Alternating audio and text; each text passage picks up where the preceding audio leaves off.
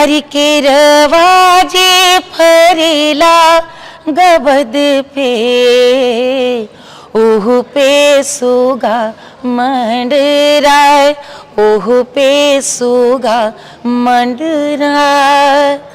हरि के रवाजे फरेला गबद पे, ओह पे सुगा मंडराय, ओह पे सुगा मंडराय। भारत में लोक गीतों को किसी ने जिंदा रखा हुआ है तो उनका नाम है मालिनी अवस्थी। और इस वक्त हमारे साथ मालिनी जी यहाँ पर मौजूद हैं। आपका बहुत बहुत स्वागत है इंडिया टीवी। बहुत बहुत आभार, बहुत बहुत धन्यवाद। मालिनी जी, इतने सारी जगहों पर आप घूमी हैं, अनगिनत देशों में आपने कॉन्सर्ट किए हैं जी। सबसे प्यारा, अनोखा, अपनी तरह का अलग अनुभव कहाँ का रहा? हर अनुभव कमाल का होता है। बड़ी सौभाग्य है मेरा कि पूरी दुनिया घूमने का अवसर मिला और अपनी माटी के गीतों को जितने भारतवंशी पूरे विश्व में हैं उनको सुनाने का, वहाँ तक ले जाने का ये अवसर मिला। मुझे लगता है हर बार कमाल का है। जैसे अभी मैं आपने कहा तो अभी यादगार मुझे लगता है, अभी छठ ऑस्ट्रेलिया में मुझे गाने के लिए बुलाया गया था, छठ का पर्व मेलबर्न में और सिडनी में।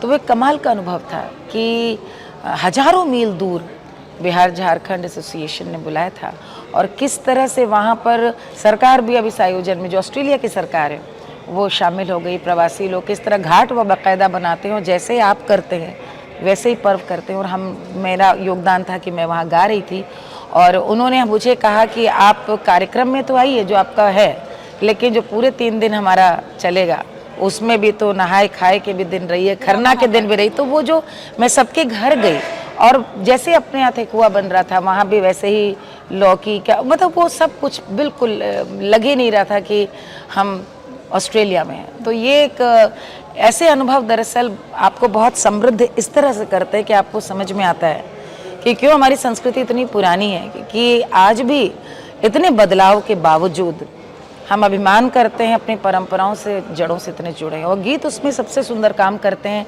कि ऐसे जुड़े हैं, जहाँ गीत है वहीं परंपरा है। गुनगुना देंगे 2 लाइन हमारे लिए? कहाँ का? छठ का। हरि के रवाजे फरेला गबद पे, ओह पे सुगा मंडराय, ओह पे सुगा मंडराय। हरि के रवाजे फरेला गबद पे, ओह पे सुगा मंडराय, ओह पे सुगा मंडराय। हरि उजेरी खबरिए आदित से, सुगा दिहल जूठिया, सुगा दिहल जूठिया। हरि मारी बोरे सुगना धनुख से, सुगा गिरे मुरझाए, सुगा गिरे मुरझाए। हरि हाली हाली उगा ए आदित मल, कब से बानी हम ठार, कब से बानी हम ठार। अरे हथवा पीरैले गोड़वा दुखैले, कब से बानी हम ठार, कब से बानी हम ठार। ये अर्घा देते समय जब इतना भारी पूरा सूपा लेकर जब व्रती खड़ी रहती हैं जल में और सूर्य भगवान को बस अगोरती रहती है कि अब उदित हो, 2 घंटा 3 घंटा इतना भारी एक साथ, क्योंकि उसके में तो शुद्धता का भी इतना ध्यान रखना पड़ता है। तो वही भाव है, गोड़वा दुखैले हथवा पिरैले, हाली हाली उगा, जल्दी जल्दी उगो सूर्य भगवान। और जो पहले मैं गीत गा रही थी, ये बड़ा पारंपरिक सुंदर गीत है। ये दरअसल एक संकेत है कि किसी भी प्रकार का जो ऋतु में सबसे सर्वश्रेष्ठ फल पका है, हम उसी को छठी मैया को अर्पित करेंगे और माँ को अर्पित करेंगे छठी मैया को। तो इसलिए उसको बचा के रखना कि सुग्गा भी जूठा ना करे। अब ये कहीं ना कहीं मन की कामना है, जब भी फल पका दिखता है शरीफा हो केला तो कामना होती है लालसा लाओ तोड़ कर खा लें परिवार के लिए, लेकिन नहीं, सर्वश्रेष्ठ को बचाना है क्योंकि वो हमारे लिए नहीं, वो सूर्य भगवान, तो सुगा मन की कामना का कहीं ना कहीं प्रतीक है। और कितना सुंदर भाव है कि सूर्य भगवान से शिकायत करूंगी कि तुमने उसे जूठा किया, और तब यदि भगवान कुपित हुए तो सुगनी भी यदि वियोग में रोएगी, कोई सहायता नहीं कर पाएगा। आपने गाना ऐसा था आपका कि बस मेरा मन कर रहा है मैं सुनती ही जाऊं, पर इस बातचीत को थोड़ा आगे बढ़ाना पड़ेगा हमें। साल 2005 की बात है, आप कहीं गा रही थी, कुछ रिकॉर्ड कर रही थी शायद, तो जो मैंने पढ़ा उसमें यह आया कि आप राम भगवान को लेकर कोई गाना गा रही थी, जहाँ पर आपको उससे वो गाना चेंज करने को कहा गया, बदलने को कहा गया। वो किस्सा क्या था और ऐसा क्यों हुआ? और अब जब राम मंदिर बन गया है, पहला हमने इस बार दिवाली मनाई राम मंदिर बनने के बाद। जी जी, अरे वो तो कमाल है। असल में सबसे बड़ी बात ये है कि आज के समय में इस तरह की बात आप लोगों को बताएं तो लोगों को बड़ा आश्चर्य होगा, आज की पीढ़ी को, कि ऐसा भी कोई समय था, इस पर क्या आपत्ति होगी। यकीन करना मुश्किल है, लेकिन इन लोगों को ये इसलिए समझ में आ जाना चाहिए कि राम मंदिर का निर्णय भी तो इन लोगों ने इसीलिए लटका के रखा था, वरना राम मंदिर पर निर्णय भी तो कब का आ गया होता। कहीं ना कहीं किस बात का विरोध था, अपने ही इष्ट से। तो मैं गाती हूँ और बहुत आरंभ से, हमारे यहाँ तो बच्चे का जन्म हो तो राम का सोहर गाया जाता है, राम की बधाई गाई जाती है। और मेरी रिकॉर्डिंग थी, दूरदर्शन की बात है, दिल्ली दूरदर्शन, और वहाँ पे रिकॉर्डिंग थी। रिकॉर्डिंग में जो चैता गा रही थी मैं, फाग का महीना था, और उसमें चैती थी कि अरे लिहले जन्म रघुरैया हो रामा, लिहले अयोध्या में, लिहले जन्म रघुरैया। उसमें आगे बड़ा सुंदर है, पिता दशरथ और माता कौशल्या, अरे भरत लखन शत्रुभाई हो रामा, लिहले अयोध्या में, लिहले जन्म रघुरैया। और तुरंत तो मुझे ऊपर से, पुराने ज़माने के जो आपको स्टूडियोज पता है, जैसे ये आपका है, तो वो ऊपर से रिकॉर्ड करते थे, टेक्निकल टीम ऊपर रहती थी, हमारे पास सिर्फ म्यूजिशियंस और कैमरामैन होते थे। तो ऊपर से इन्होंने कहा, कैमरामैन ने कहा बस रुक जाइए, क्योंकि उतनी तकनीक सक्षम नहीं थी 20-21 साल पहले। तो मैं रुक गई, मुझे लगा कि कहीं टेक्निकल हिच कुछ हुआ है। तो उन्होंने ऊपर से कहा कि आपको एक और गाना गा सकती हैं। मैंने कहा क्यों? क्योंकि मुझको इतना पता था कि इसमें कुछ बेसुरा नहीं हुआ है, कोई बेताला नहीं हुआ, और इसमें बड़ा प्रासंगिक है, सामयिक है इस समय, क्योंकि चैती में हमारे यहाँ तो राम जन्म गाया जाता है, क्योंकि चैत में राम जन्म है। लेकिन उन्होंने कहा नहीं, बस वो ये कह रहे कि आप बदल दीजिए, कुछ और गाइए। तो मैंने कहा चैती से आपत्ति है? मेरे दिमाग में नहीं आया कि कुछ और भी वजह हो सकती है। तो उन्होंने कहा नहीं, चैती आप बदल दीजिए, दूसरी चैती गाइए। तो हमारे जो साथी संगतकार थे उन्होंने कहा कि वो वही ठैया गा दीजिए, मुतिया ही रैले गा दीजिए, या चैत माँ से चुनेरी रंगा दीजिए, कुछ भी गा दीजिए। मुझे एक सेकंड में ये समझ में आ गया कि चैती से दिक्कत नहीं है, राम से। लेकिन तकनीकी पक्ष में अभी भी नहीं समझ पा रही थी। मैंने कहा कि भैया ऐसा है कि चैती तो सुना दूंगी, मुझे इसका बता दीजिए राम जन्म का क्यों नहीं। तो उसने 10 मिनट समय लिया, रिकॉर्डिंग थम गई, और उन्होंने फिर बताया कि आप उसमें आप ये गा रही हैं अयोध्या में जन्मे, तो ये मामला तो डिस्प्यूट में है, आप इसको नहीं गा सकते। मैंने कहा भैया आप लड़िए अदालत में जाके, हमारे बाप दादा पुरखे सदा से मानते हैं कि राम अयोध्या में जन्मे थे। राम का जन्म, राम कथा, रघुनंदन का अस्तित्व किसी अदालत का मोहताज नहीं है, ये हमारे पूर्वजों की थाती है, ये तो हम लोग गाते आए। आप बोले ये तो फिर गाना आप बदलिए। मैंने कहा मैं फिर नहीं गाती। और मुझे याद है उस समय मेरठ में थे, मेरठ में रह रहे थे, तो मैं वापस आ गई। और आज भी मैं आपको नहीं 2 गाने 3 गाने रिकॉर्ड हुए थे। ये चैती परंपरा अनुसार चैती सबसे बाद में गाई जाती है। अच्छा। तो ये गाना नहीं गाया, मैंने छोड़ दिया, मैं वापस आ गई। और उस जमाने में ये होता था कि यदि कोई रिएक्ट करता है कलाकार तो ब्लैक लिस्ट कर देते थे उसको। अच्छा। तो मैंने आ करके वहाँ पे उस समय जो निदेशक थे उनसे अपनी बात रखी भी, मैं मिली, क्योंकि मैंने उनको कहा ये बात तो बताऊं, क्योंकि मेरे पीठ पीछे मेरी शिकायत करेंगे तो मैं बता तो दूं कि भाई इस कारण। उन्होंने सुनी पूरी बात, लेकिन उन्होंने कहा अच्छा I will look into this, और चाय पीजिए और आप फिर जाइए। तो उन्होंने बिल्कुल कोई बीच में पढ़ना ही नहीं चाहा, और मुझे समझ में आ गया कि वो भी कोई वो नहीं रखा, Action नहीं लेना। मैं जब लौट कर आई तो मैंने घर में भी बताया, तो ऐसे लोगों की कमी नहीं थी जो बोले तो ऐसे क्या अड़ना, ऐसे क्या उलझना, और वो बात वहीं के वहीं रह गई। इतने सालों बाद मुझे याद है जब ये बात चलती थी कि बहुत ज़्यादा कलाकारों को रोका जा रहा है, दबाया जा रहा है, अभिव्यक्ति की स्वतंत्रता को रोका जा रहा है, मोदी सरकार के बारे में कहते थे, तो तब मैंने एक टीवी चैनल के ही पैनल डिस्कशन में कहा कि भैया मैं बैठी हूँ, मुझसे पूछो अभिव्यक्ति की स्वतंत्रता और अभिव्यक्ति का गला घोटना क्या होता है। मैं बता रही हूँ कि मैं गा रही थी और मैं ताल ठोक के कह रही हूँ कि यही अपना सरकारी हमारा दूरदर्शन था, जिस दूरदर्शन की मैं बचपन से बाल कलाकार से लेकर के आज तक गाती आई हूँ।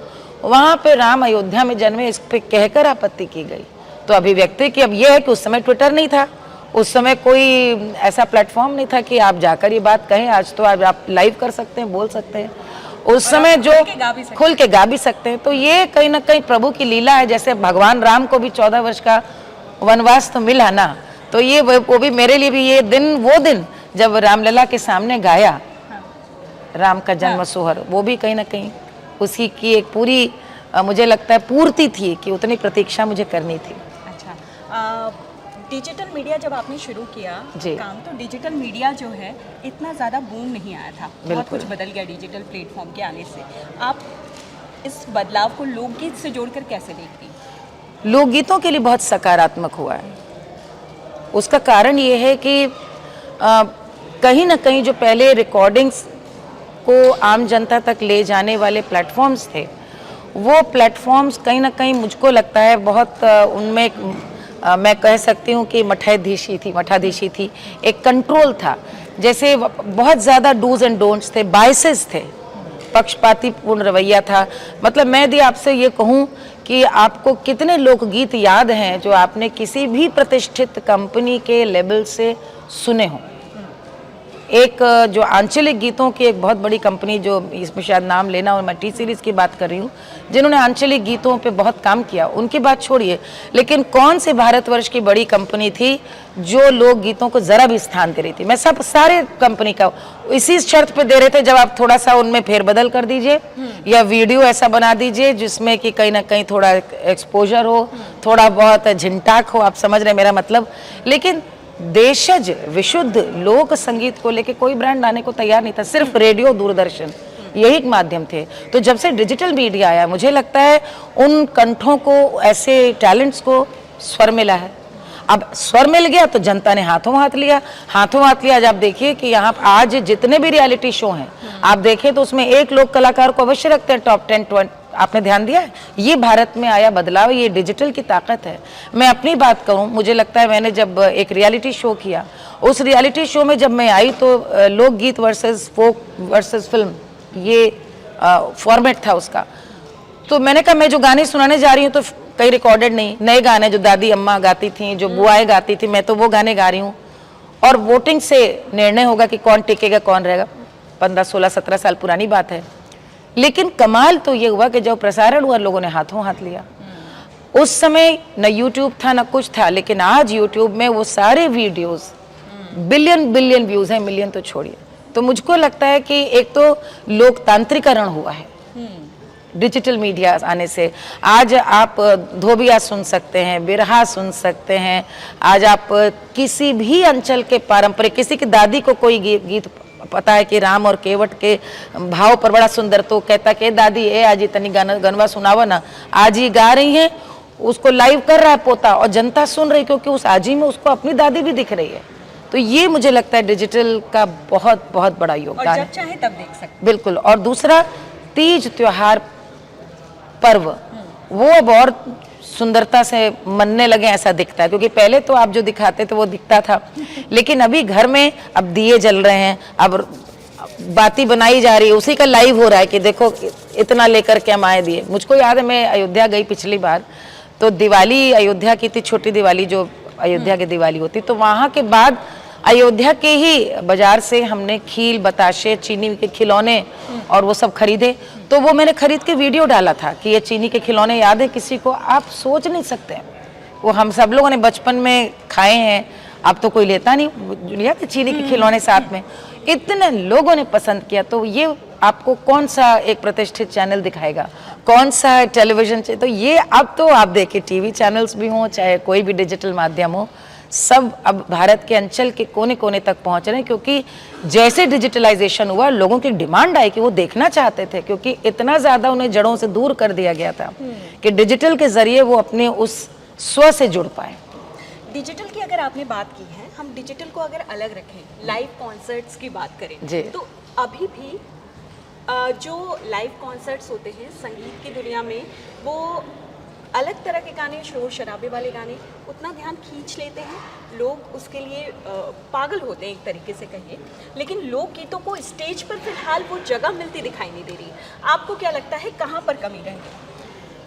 मैं तो आपके सामने बैठी हूँ, 3 घंटे से कम मेरा कोई शो नहीं होता और लोकगीत ही गाती हूँ, और ईश्वर की कृपा है कि रोज व्यस्त रहती हूँ, रोज शो हो रहे हैं, तो यानी सफलता तो है, उसके चाहक हैं, उसके दर्शक हैं। हाँ, दिखाने का जो रवैया है, दिखाने का तरीका, आप क्या जनता, आपकी जनता आपको सुनना क्या चाहती है वो आपको समझना पड़ेगा। आज की जनता इतनी प्रबुद्ध भी हो गई है क्योंकि उसको तो सब दिख रहा है, तो बॉलीवुड को सुन रही तो बॉलीवुड के माइंडसेट से आएगी। मालिनी अवस्थी कॉन्सर्ट में सबको पता है कि घर के गांव के अपने कह लीजिए एक पंचायत के गाने हम लोगों को अपने चौपाल के गाने सुनने को मिलेंगे, खेत खलियान के शादी के बुलौआ के गाने सुनने को मिलेंगे। तो वो एक मुझे लगता है ये आर्टिस्ट के लिए भी बहुत ज़रूरी है समझना कि आप एक ऑडियंस हो करके भी कहीं ना कहीं जनता को सोचें। मैं हमेशा ये सोचती हूँ, वहाँ पे अपने को सामने रख करके सोचती हूँ, लोकगीत में सबसे बड़ी चुनौती है आप गीत वो गा रहे हैं जो कभी मंच पे पेश करने के लिए बने नहीं। भाई यदि हल्दी चढ़ रही तो हल्दी के गाने, बेटी की विदा हो रही है, डोली उठ रही, लेकिन आपकी मजबूरी कि आप वो बिटिया का विदा हो रही है, कलेजा फट रहा, लेकिन आप तो मंच पे गा रहे हैं। शिशु का जन्म हुआ, राम का जन्म अयोध्या में हुआ, पूरी अयोध्या नाच उठी, लेकिन आप तो मंच में जहाँ पे 600 लोगों को आपको ताली भी बजाना है और उनसे वो भी कराना है। तो कैसे उसमें रस आए, लावण्य बना रहे, गरिमा बनी रहे, लेकिन साथ साथ लाइव शो है यानी जनता भी उससे जुड़े। मैं लाइव शो ज़्यादा एंजॉय करती हूँ और उसका कारण ये है क्योंकि सीधे रिएक्शन मिलता है। और मुझे लगता है कि जो काम मैंने एक उठाया है बीड़ा कि एक आधुनिक समय में परंपरा की बयार चलती रहे, भूल न जाए, बिसर न जाए, उन गानों को ले करके मैं सामने आऊँ। तो ऐसे मुझे लगता है कि ये 1 या 2 गाने या कोई बॉलीवुड से गाने आ जाएं या किसी कंपनी से गाने, उससे नहीं होगा। ये तो गांव-गांव जाके होगा और अंतिम सांस तक मैं करती रहूँगी। सोच बदलना ज़्यादा बड़ा काम है, वही कर रही हूँ। चलते चलते आखिरी मेरा सवाल आपसे ये है, आप दीदी कहा करती थी शारदा सिन्हा जी को, हाँ, और अब वो हमारे बीच नहीं है, उनके कौन से गीत गाकर आप उन्हें याद करना चाहेंगे? क्या कहें, आपने तो एकदम मतलब शारदा दीदी, उनके तो नाम में ही शारदा, मुझे लगता है कि उनके माता पिता ने कितने बचपन में उनको पहचान लिया होगा जो ऐसा नाम उनका रखा, और साक्षात देवी स्वरूपा थी। एक तो होता है आभा मंडल, किसी का व्यक्तित्व जिसकी आपको बचपन से देखने की आदत हो, लेकिन वो भीतर से जो उनको जानता था, जैसे माँ आपसे बात कर रही हूँ, शारदा दीदी का ऐसा स्नेही व्यक्तित्व था। और जैसे सब जुड़ते हैं फ़ैन की तरह मैं भी जुड़ी। मुझे याद है आज भी उनका प्रोग्राम था लखनऊ में और मैं सुनने के लिए गई, तो कितने हिट गाने वो हमेशा गाते रहे, उनको हम लोग सुनने के लिए आते रहे। और फिर वो भी दोहराया कि हम लोगों ने रियलिटी शो 7 जज किए, कितने इवेंट्स छठ के साथ में किए, पटना प्रोग्राम को जाती थी तो उनसे मिल के आती थी। और उनका प्रेम इतना बड़ा कि होली दिवाली फ़ोन कर, आप ये देखिए कितना बड़प्पन। मुझे पद्मश्री मिला तो फ़ोन करके बधाई दी, आगे से बढ़ करके, ये बड़प्पन। और जब मैं मेरे माँ के नाम पर एक अवार्ड हम लोगों ने आरंभ किया है, मैंने अपनी संस्था से, लोक निर्मला, तो मैंने कहा दीदी मेरी इच्छा है कि आप आकर उसे ग्रहण करें। उन्होंने कहा बस तारीख बताओ, और वो आई और बिल्कुल लखनऊ के दिल जीत के गई। तो वो जो गीत गा रही थी, उस गीत को गाते हुए उन्होंने हमको ऐसे बुलाया मंच पे, आओ मालिनी साथ बैठ के गाओ। आज मैंने वो स्टोरी डाली अपने फेसबुक में और मैं साथ उनके बैठी और उन्होंने गाया और मुझको अपने साथ गवाया। मुझको वो बिल्कुल आज भी वो क्षण भीगा हुआ याद है, तो वही गाना सुना दे रही हूँ।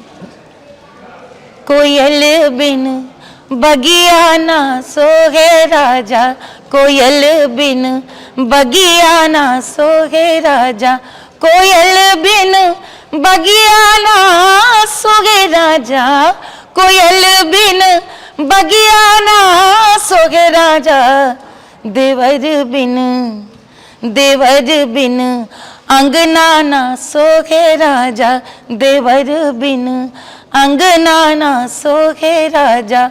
मैं तो बस यही कहूंगी, दीदी बिन कछु न सुहावे मोहे, अरे दीदी बिन छठ न सुहावे रे मोहे। मुझे लगता है पूरा भारतवर्ष यही कह रहा होगा कि ऐसी भक्ति से छठ के गीत गाने वाली दीदी, उन्हें सुनने के लिए छठी मैया ने अपने पास बुला लिया, लेकिन उनकी आवाज़ अमर है, सदा हम लोग के बीच में रहेगी।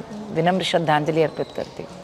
हमसे बातचीत करने के लिए, यहाँ आने के लिए और अपना कीमती वक्त हमें देने के बहुत लिए आपका आभार। बहुत बहुत शुक्रिया। थैंक यू, बहुत आभार।